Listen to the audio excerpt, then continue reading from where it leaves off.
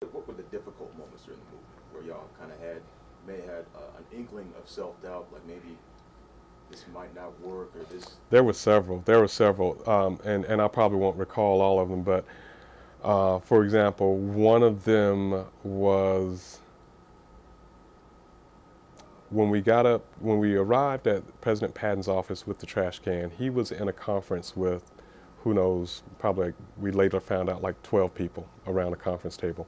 And when we got up there, we knew going in that he probably wasn't aware of the situation. It just occurred the night before and probably hadn't worked its way up to his office. We knew he was new to the university. That was his first term.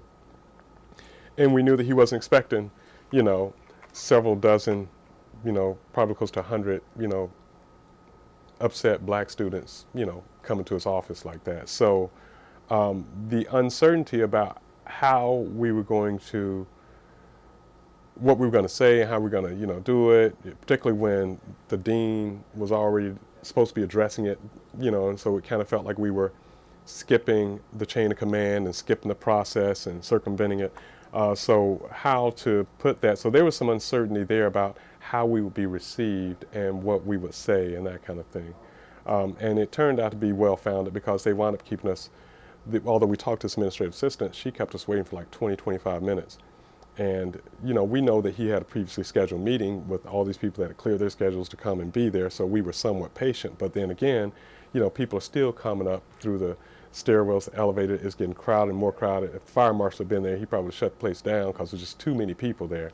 And we felt like and then people were getting upset, and it was getting harder to control the mob. Everyone's like, let's just kick in, let's just go in. So it got to the point where the uncertainty for me was I wanted to be respectful, but I felt like, we had to deal with what the facts were on the ground, which is we got almost 100 people here that are quite upset about this, and we need to deal with that now. We can't make them wait any longer. So that was one of the uncertain things. Another one was on Monday morning when we took over Sparks Hall, the university.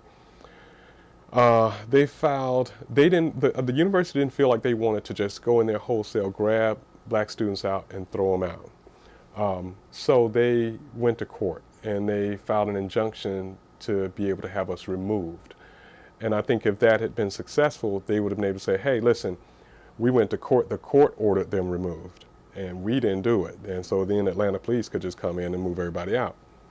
At that time, we had Michael Hoffman, who was an attorney for the ACLU. He went to court on our behalf and represented us pro bono, and basically told the judge, hey, listen, they're exercising their right to protest peaceably. If you don't give them this, then what do you leave them with? So because of that, the judge ruled against the injunction. But there was a lot of uncertainty because when they presented that injunction, it had, the state of Georgia Board of Regents versus Lawrence Philpot, Felix Brown, Lavoy Carter et al., and everybody else. So, having my name on some document that the state is prosecuting in court, that left me feeling a little, like, hey, I don't know. But like I said, you plow forward and you hope the worst doesn't happen, and it turned out that Michael Hoffman was able to turn that around. So that uncertainty was managed. Then there was just the back and forth in the negotiations. Well, even before that, people got there like 6 or 7 in the morning and they hadn't had breakfast yet. And so, I'd come out of the military and Army travels on its stomach. And, people getting hungry. We had people leaving. I'll be back. No, you're not going to be able to get back in here because they got, things blocked off and we couldn't get people back in. So it was trying to fight that attrition based on just the hunger, So that was something, but we wound up having, we had several restaurants come out and open up. There was a Subway's location that was around the corner. They sent down sandwiches. A former professional football player, Terry Kennard, he had a restaurant around the corner called Little T's, and they opened up early and sent food down to us. There was uncertainty back to the injunction, once, it circulated that they were trying to get us forcibly removed. We had a lot of students that were like, hey, I can't get arrested, my parents ain't got bail money, that kind of thing. So there was a lot of uncertainty around that, but that's when the NAACP stepped up the president at the time was Otis Smith, Dr. Otis Smith. He passed a few years ago, but he was very, very thoughtful, and he sent word that basically as long as we keep it peaceable, then the NAACP would make sure that, anybody that was arrested, got bond and they bailed them out.